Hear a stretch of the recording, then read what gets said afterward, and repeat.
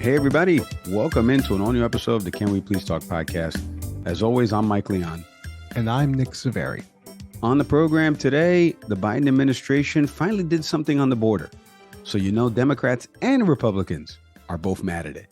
Nick and I will talk about the president's executive order that recently came down to help with the crisis that's happening at the U.S. southern border.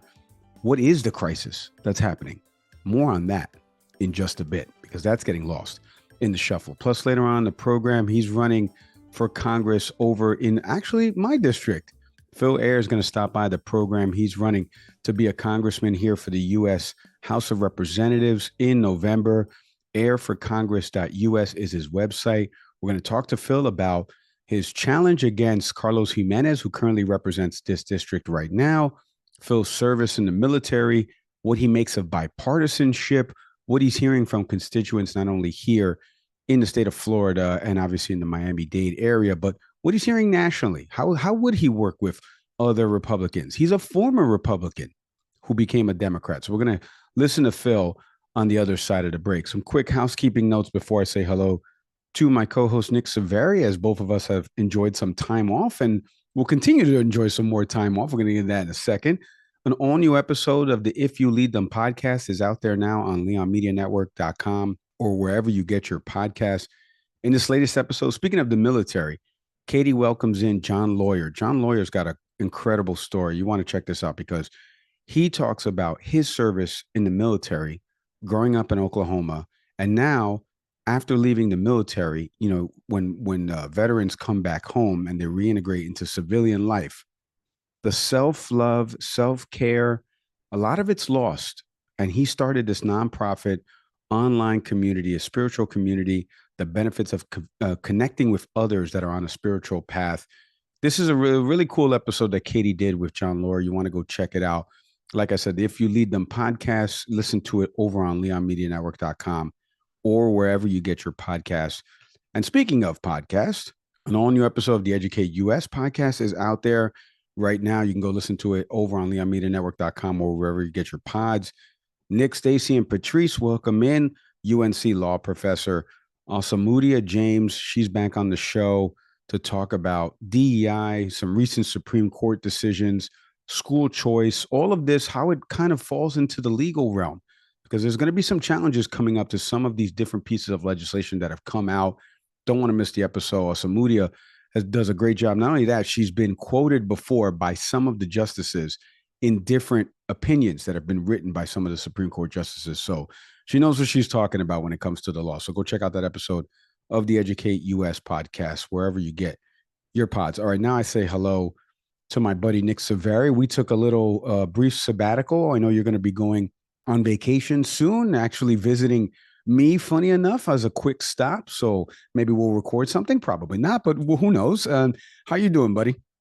I'm good. It'll be tough to do that in the presence of our kids, but perhaps at the hotel we can be able to grab the business center for something like that. But right, yeah, it's vacation time around here. My oldest just wrapped up third grade today, so it's usually around that time we usually try to take some time off. So we're going to be doing that again. So we're, it's good. And as the weather gets warm, oddly enough, we're going somewhere warmer.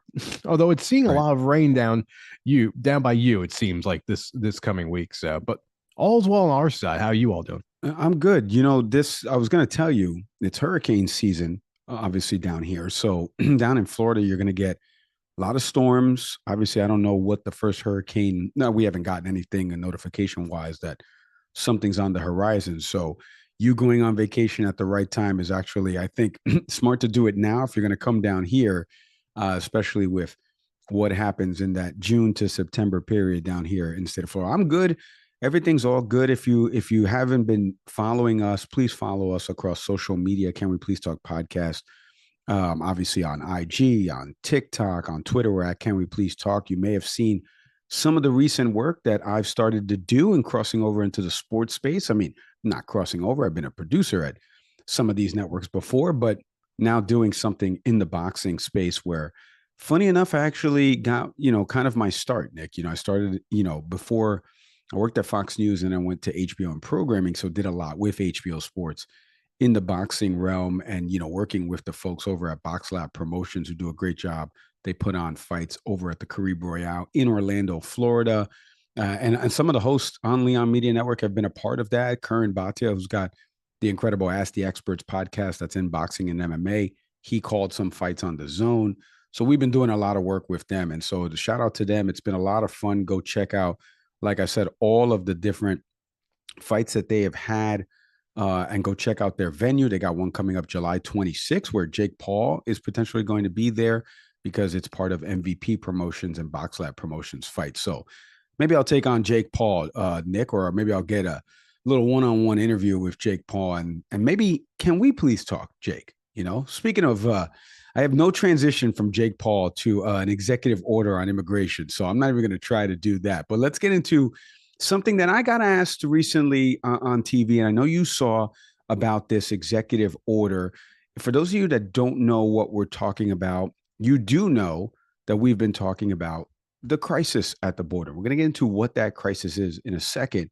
But there's an immigration issue right now. There's a lot of millions of people that are coming to the border from the legal points of entry. And the Custom Border Patrol Agency has said, and their union has said, we're overwhelmed, we're undermanned in terms of being able to handle this influx of people. So President Biden, because that Senate bill that was introduced by Senator James Lankford got killed, never made it anywhere. No other pieces of it legislation-wise have been picked up by any member of Congress to do something about it until November, as Republicans continue to wait to see if former President Trump will win back the presidency. President Biden decided to do something. This is what he did. President Biden taking executive action this afternoon that will restrict asylum processing along the U.S.-Mexico border. The action will allow officials to turn away migrants that enter the U.S. illegally without hearing their asylum claims. It's the administration's most aggressive move yet to curb illegal crossings. So that was from CBS News reporting on it in the last couple of days. Like they said there, the latest executive order will restrict asylum protections for those who cross, again, between the legal points of entry, once it reaches 2,500 a day right now. So that number obviously is escalating past that.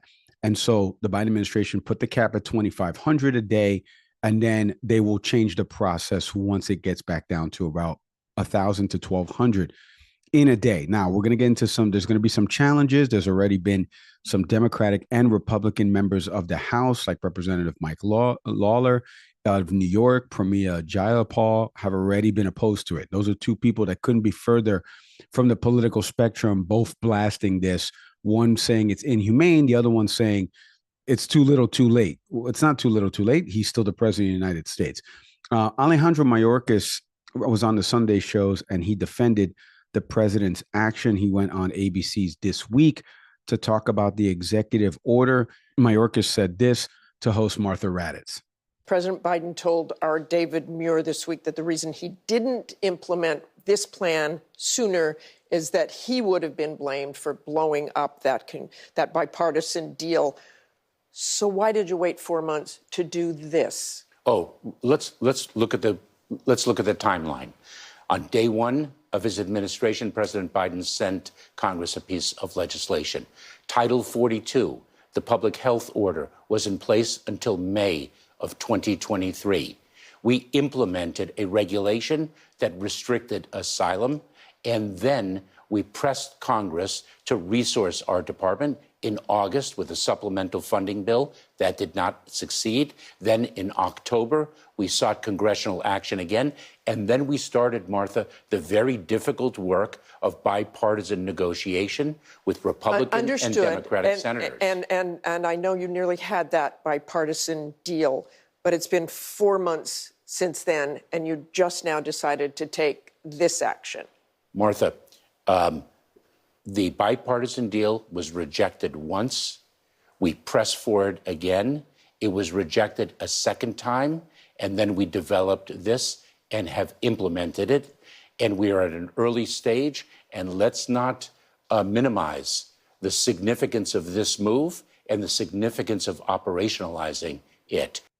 I want to give Martha a little bit of credit because, and that is a good question. I mean, there was a 4-month gap. I've been alluding to it about they had this deal in place. Now, The reason I've been so vocal about this deal, Nick, before I go to you, is because Senator Langford's bill, and remember, he wrote it with Chris Murphy. And I don't want to give Kirsten Sinema any credit than she deserves, but she was a part of it. Who knows what she did? Maybe she grabbed the pens or printed out the paper so they could write it. But they wrote this bill to address core issues.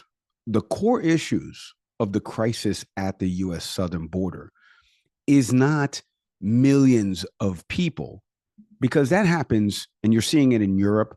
There are other countries that have migrants coming to their ports of entry.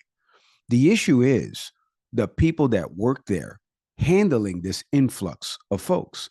It's akin to the DMV, Nick. You go to get your license, you're going to get paperwork and all this stuff. But if only 2 people are working at the DMV and 1,000 people show up, you're not going to be able to do something in an orderly fashion. And Senator Langford and Chris Murphy's bill addressed that by A, hiring more immigration court judges, B, hiring more Custom Border Patrol agents, training them, hiring more. So you hire more agents, you hire more people in the legal system to deal with the backlog of cases. It added 77 repatriation flights, I believe, a day to the flight logs, which means what? People that are here that need to get where they're going or back to their country of origin, planes are ready to take those people back.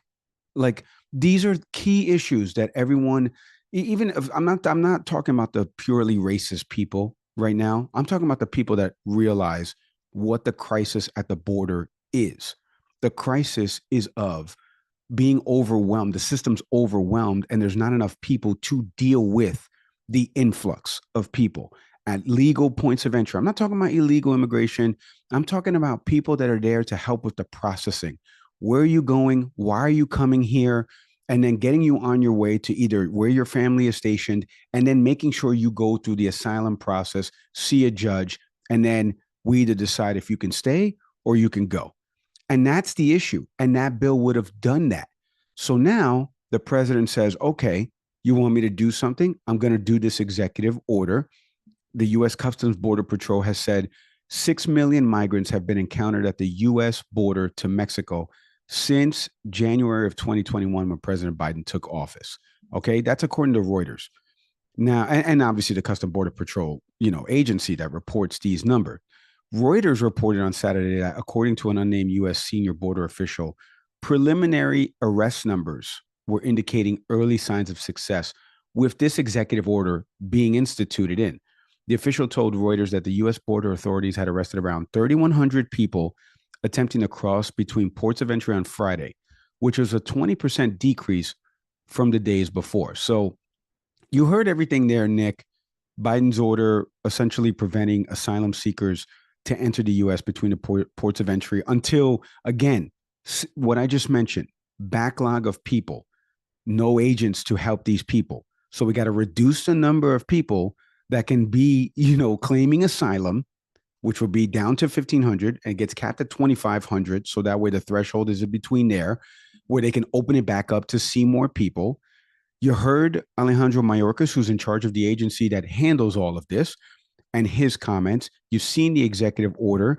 We've talked to reporters that have said no administration has been able to solve this in 30 plus years. No, not Obama, who deported the most, not Trump, who had the benefit of Title 42 and a public pandemic, so he could send people back because at the time it was a public health emergency. And now Biden, the legislation doesn't go through the other chambers, and he tries to write this executive order, and you have a Republican and a Democrat in Mike Lawler and Pramila Jayapal saying both, one's inhumane and the other one is too little too late. And by the way, I didn't even mention the ACLU and certain agencies are already saying they're going to put legal challenges on this to the president because of the fact that they feel it's inhumane. The ACLU has already pledged to sue the Biden administration over this policy. So what do you make of it all as we talk about this? And I'm using air quotes for people not watching us on YouTube.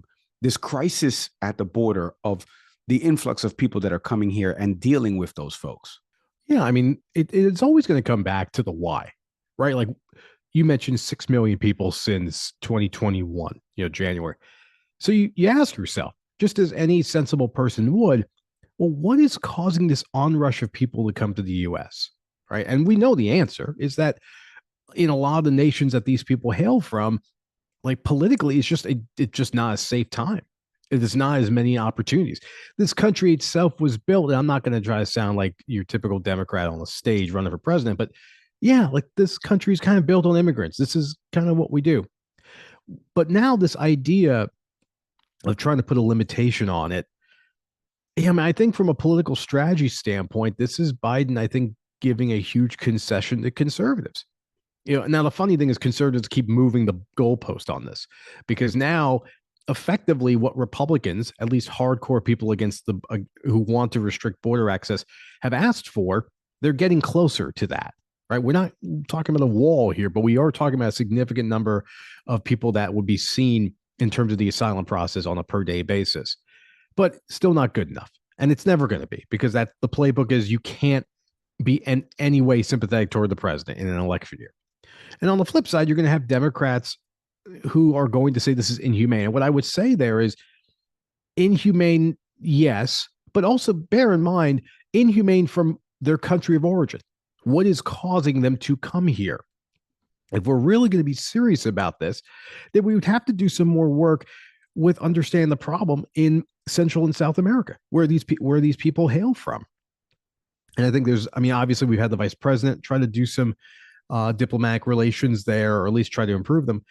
None of this is solving the problem. So the only thing you're doing is if you're talking about this from a numerical situation, and what you're saying is, how do you reduce the number? Because that's what people keep coming back to, 6 million people. And if it's a numbers thing, and that's sad to reduce, human beings to a number, but that's essentially what we're doing here, then the most sensible thing in the world is to say, let's restrict how many people can have this opportunity to seek asylum. It always goes without saying that what the former president in Donald Trump likes to say about assigning criminality to these people, of course, is patently racist. And I'm always going to keep parroting that because, again, as a country built on immigrants, it's very convenient right now. Republicans suddenly want to demonize the brown people who are coming from the South. But that being said, I think Biden is having to basically explore a playbook that previously President Obama did. And you're going to have to take some kind of efforts here. There's really only two ways to deal with this politically. You can either continue to have a border policy where you're just going to have more and more people coming because where they're coming from is just not the ideal environment for them. It's not a place of opportunity. It's not a place of safety. Or you can unfortunately be the bad guy, I guess, in this case, and I'm using that in air quotes too, to restrict the number of people coming. In either way, you're not going to win over anybody. It's funny because when I'm looking at, when I was looking at some of the news about this, the ACLU, as you mentioned, I think there's a immigration law group in Alabama who's thinking about bringing suit against this. So as you and I jokingly talked about, clearly, the president has taken a stand that is not going to win over progressives or Democrats because it was never going to win conservatives. It doesn't matter. Biden could say today, hey, you know what? That wall, not a terrible idea. Even Trump would still find a way to find fault with that, as along with any far right Republican. So this was a matter of, are you going to get Democrat consensus? And you won't, because Democrats themselves do not have a unified vision on the wall. Republicans, to their credit, kind of do, which is shut it down. Do not let any people come in, at least people of the brown persuasion. So you're not going to go that way, but you're not going to have a completely open borders policy either. You're not going to make liberals happy on this. But liberals these days are so scatterbrained on this stuff that what does it define as, making those folks happy? And this was sort of the happy middle ground that the president was going to have to strive for. And I don't know if it's a too little, too late thing, but obviously to anyone paying attention to the race, this is a little late in the game to try to take this initiative. So that's kind of where we are with that. It's funny because, Gallup back in March had a poll that said immigration surges to the top of the most important problem list. Since 2019, more Americans were naming immigration as the most important problem facing the U.S. than they did a month ago.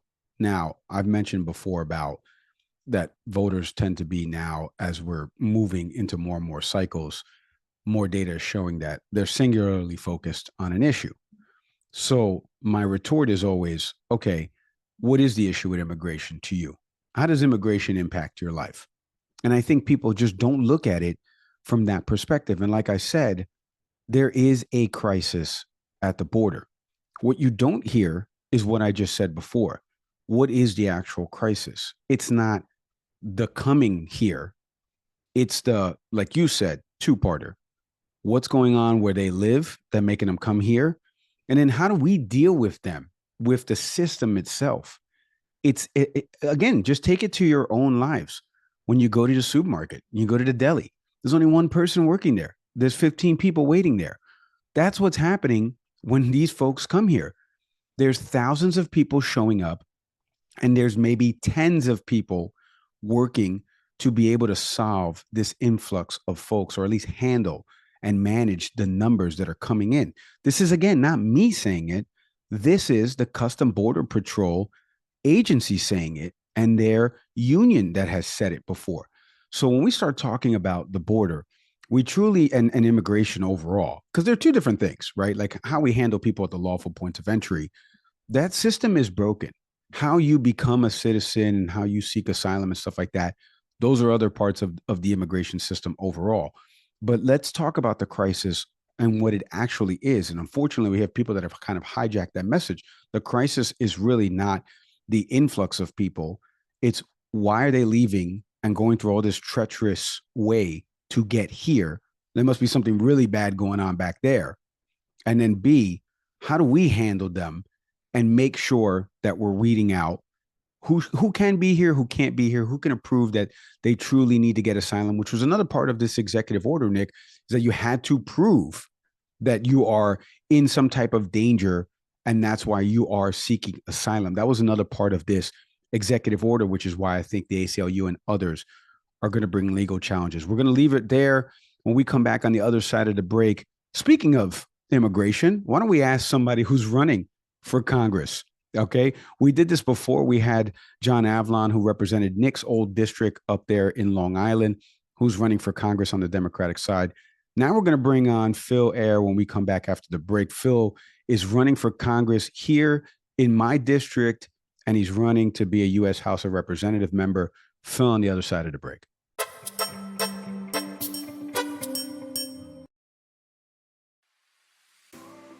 Quick break from our pod to tell you about a new pod at Fresh Roasted Coffee, Envy Pods. So if you go to freshroastedcoffee.com, my partner shaking his head. That's a good transition. What are you kidding me? It was good. No, I shook my head. I was like, that's brilliant. Thank you. Thank you. Because I saw this picture earlier. I was like, I saw what you're doing.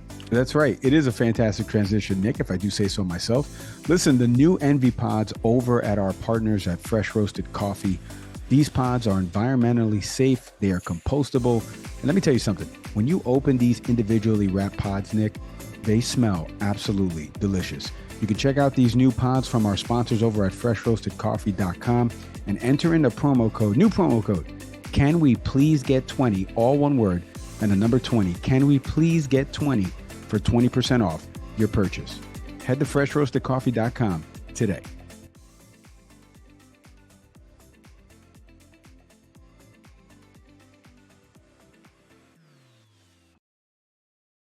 All right, we teased it at the top of the show as part of our series of looking at different congressional candidates out there running in different districts. A few weeks back, we did obviously John Avlon, who's running for Congress up in New York in Nick's old district. Now we're going to do somebody who's actually running for Congress in my district right here. Joining us now is Phil Eyre. He's running for Congress here in Miami's 28th district out here in West Kendall. Phil, Mike, and Nick, thank you so much for hopping on the podcast with us.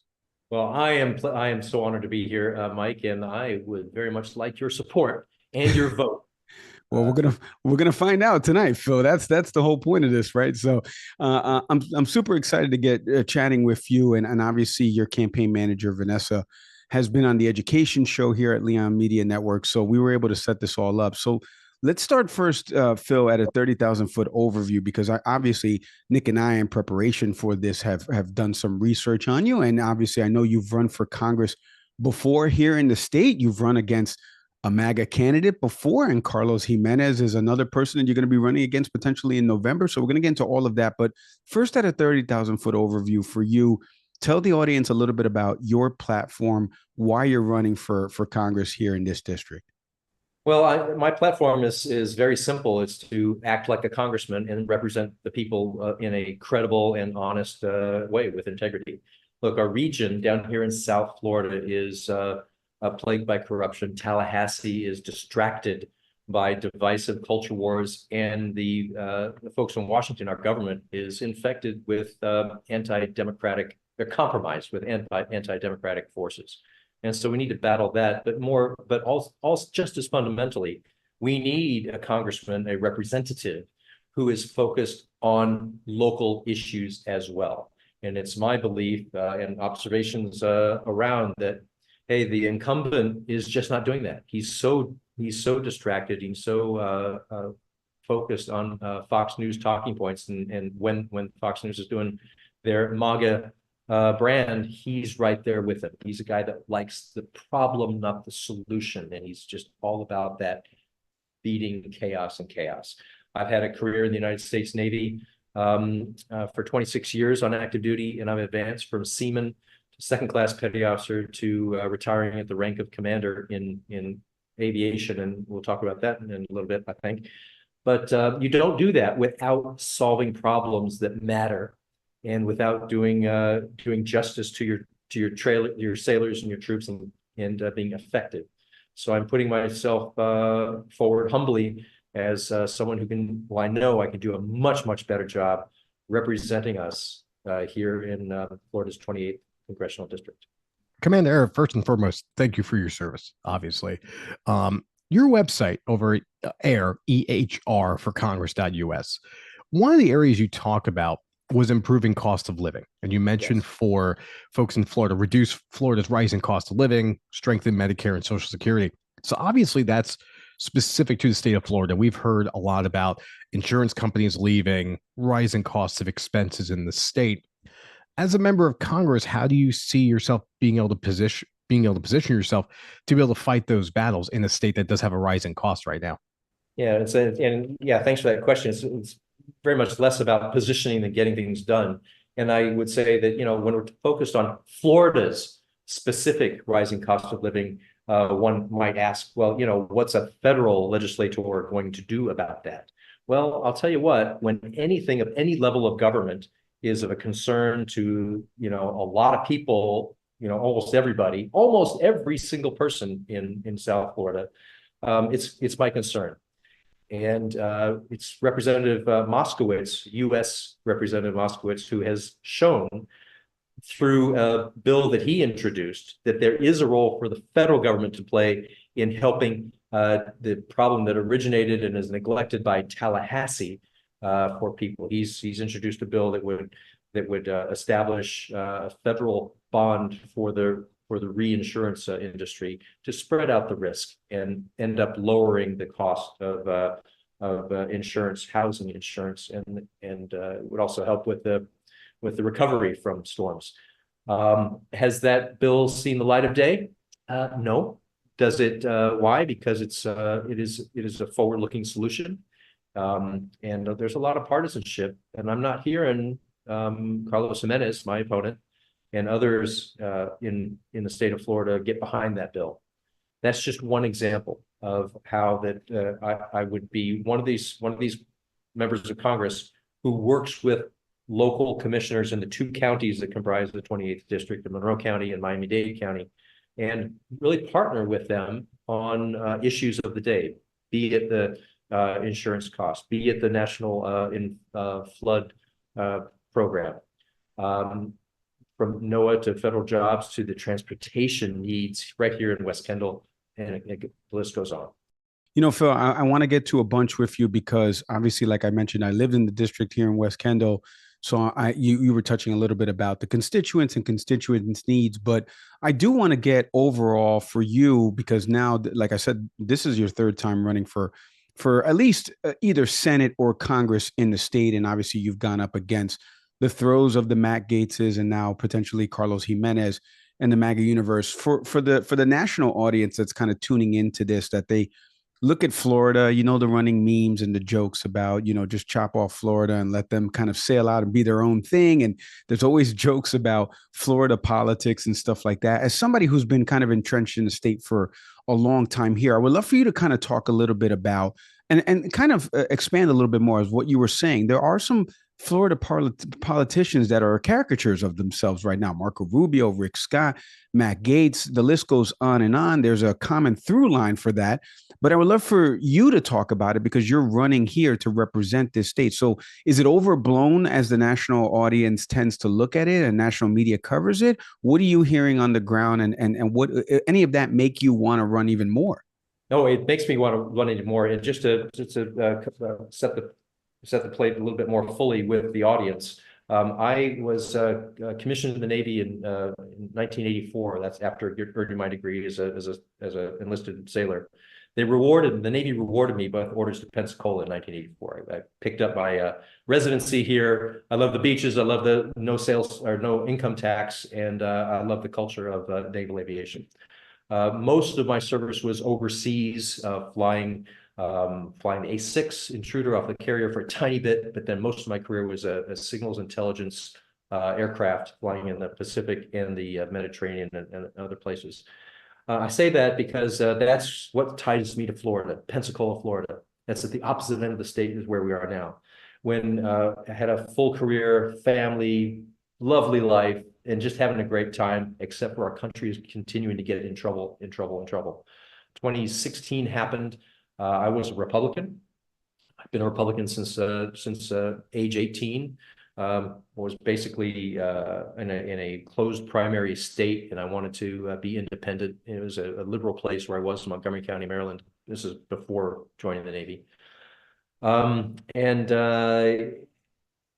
I just want to make sure I had a vote on the first round of voting more than I wanted to, be purely independent. So I chose the party, chose it based on family tradition and some other factors. But through my 26 years of active duty and after that, I just was not involved in politics. But when Trump happened, I had to. And so, with permission of my wife and family, I called into the Escambia County chair, and I said, "Hey, I'm thinking about moving back to our district, my district, and switching parties and running for Congress." And so I came in, and she said, "Welcome. Well, just welcome. Come on in." So yes, I ran in 2018 in that cycle, the cycle right after Trump was elected, and Matt Gaetz was elected too in that first cycle.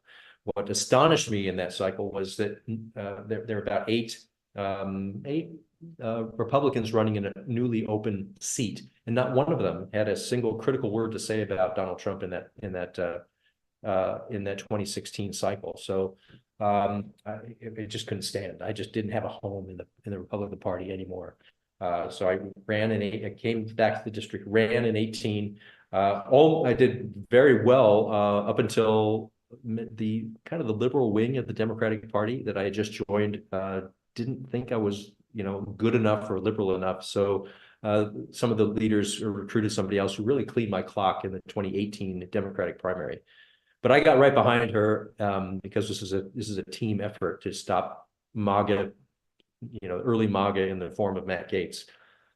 She lost big. I came back around in 2020, did not have a Democratic opponent because I had gathered the support across the ideological spectrum within the Democratic Party and demonstrated traction within the independents, or NPAs, we call them here in Florida, as well as regular, normal, traditional Republicans.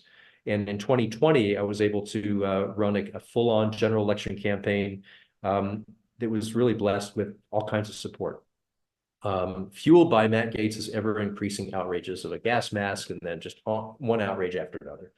But we did very well. We outperformed most Democrats, including the Biden-Harris ticket in 2020. So I say that to say, and you mentioned the United States Senate, that loss that we got, but still outperforming Democrats, gave me the confidence and the standing to say in 2023, when nobody else was running for the U.S. Senate in Florida with a big name, I said, okay, well, why not me? So I, did a viability check poll, and I had 12% recognition across the state, name recognition, which is astonishing. Up in little corner of Florida and Pensacola, 12%, that's pretty big. So again, with after conferring with family, I got in that race. And then Debbie Marcosso Powell, then she soon thereafter got in the race, and we competed for a number of months. And I ended up standing together with her at a podium, endorsing her to proceed without me to the nomination for the U.S. Senate. And she endorsed me for the 28th Congressional District, South Miami-Dade in the Florida Keys, where she previously served. Now, in that time, I was making my move anyway to South Florida, so I finished that move. That's what brought me to West Kendall. So I'm very proud to be here, and very grateful to be the Democratic Party's nominee. Speaking of, you were talking about as a member of Congress, prospectively speaking. So obviously last Thursday, the rest of the country, we heard about the verdict in New York with the former president. Interestingly, we saw prominent House Republicans, members of a federal legislature, having opinions about a case in New York. Regardless of the outcome of November for you, where's your stance on members of Congress having an opinion on local jurisdiction or local legal cases? Because that seems, something about that just seems weird to me. Yeah, it's unusual, yes. Weird, in this case, worse than weird, awful. Because what we saw by members of Congress, including the Speaker of the House, it wasn't just expressing an opinion. It wasn't just saying, expressing sympathy for the defendant, the newly convicted felon. It wasn't upholding the role of the jury. It was tearing it down. And when you see Carlos Gimenez compare that verdict and compare the U.S. justice system by saying, oh, we're just like Nicaragua's now, or Senator Marco Rubio coming on national or TV saying, hey, this is about, we're just like Cuba's justice system. That is just so wrong, because it doesn't reflect reality. Those comments do not reflect reality. Cuba is a brutal dictatorship with communism. The people there do not have a jury system. The people there do not have a grand jury system to bring charges. And the same in Nicaragua.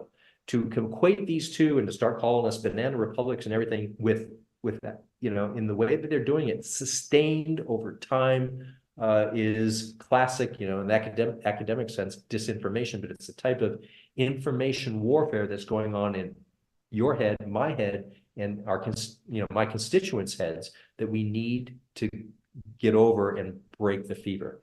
So I think they're absolutely wrong to tear down the Article 3 branch of our government, which is the court system, and they're within the Article 1 branch, which is Congress, the lead branch to make the laws and the laws are supreme, not anybody else. So on this verdict, it showed in the end that nobody is above the law.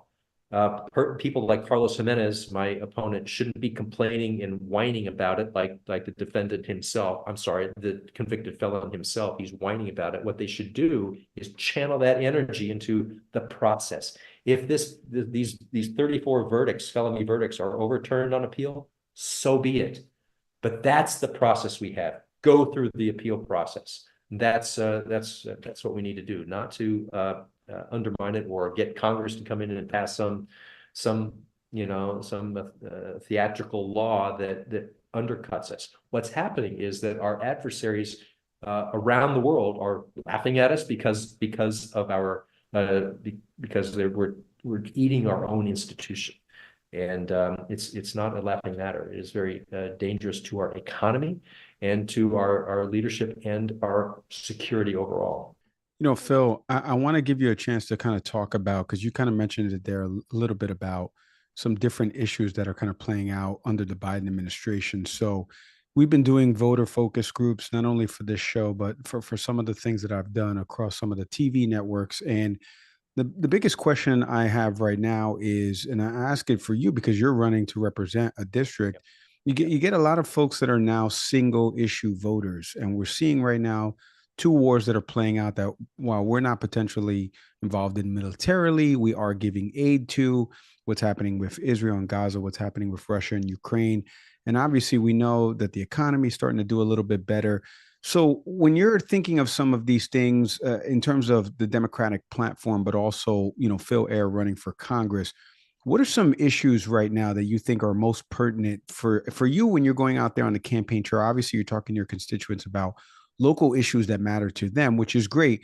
But at a national level, you're going to be a part of 435 other people that are trying to make laws for other folks, whether it be about women's reproductive rights, whether it be about what's happening at the U.S. southern border right now. So what are some of the issues that you think, if you could outline for us, are most important, and where does Phil Ayer kind of stand on those? Well, it's the economy, and it's the economy as steady as she goes with what's happening with the CHIPS Act and the federal budget and the priorities for spending. It's steady as she goes in the stability that is starting to turn or to reduce the level of inflation, to keep the stock market going up, and to focus what little or great the federal government's influence is on the economy at large.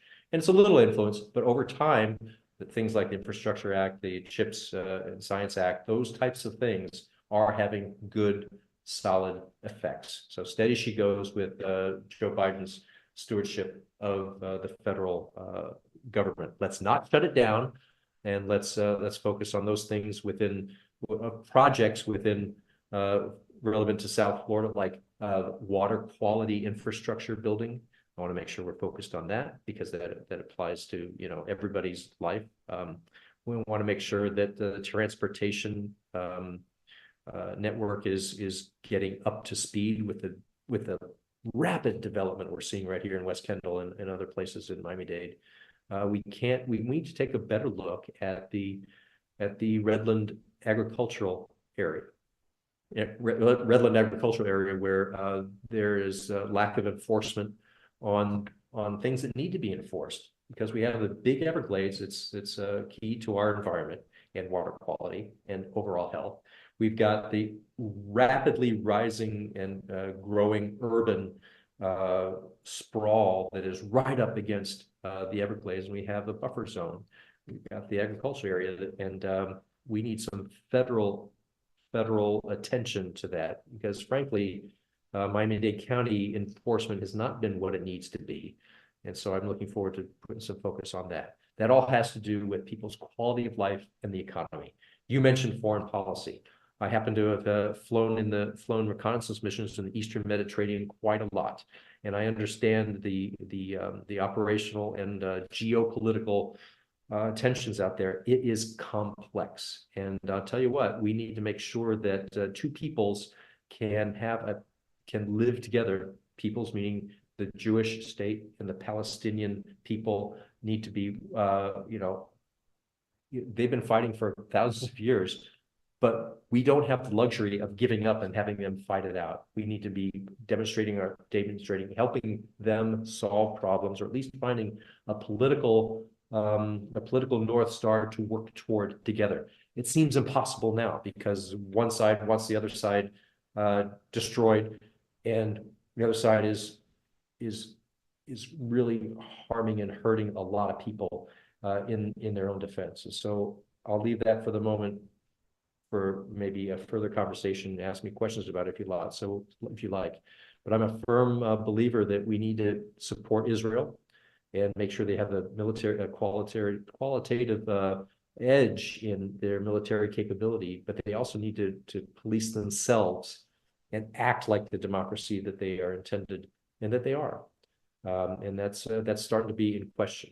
On Ukraine is something that Carlos Jimenez, my opponent in this election, we talk the same about it, but the difference is that we act differently.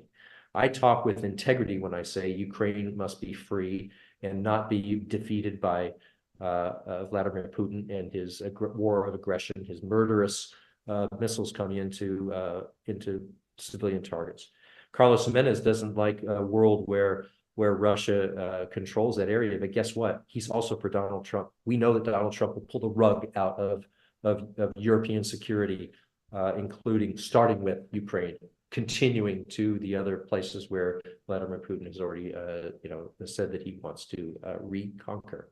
So count on me, Mr. Mike, to represent fight for freedom and democracy here at home and abroad.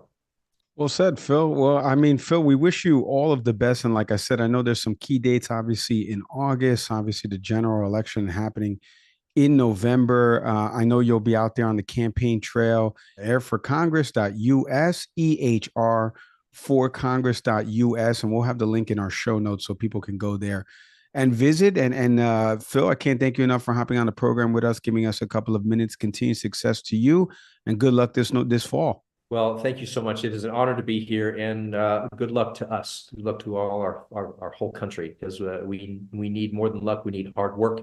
And I thank you very much for what you do in this podcast and elsewhere.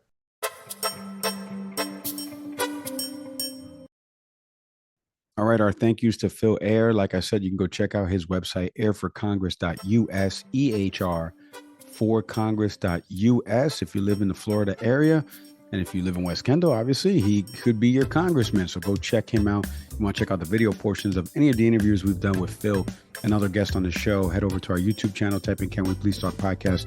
We should pop right up. Audio podcast platforms, you know by now, Apple, Spotify, Google. Shout out to everybody that listens to us over on Good Pods. Shout out to Acast, our hosting platform. Can't do it without them. Can't do it without each and every one of you that listens into this program. As always, I'm Mike Leon. And I'm Nick Saveri. We'll see everybody next time.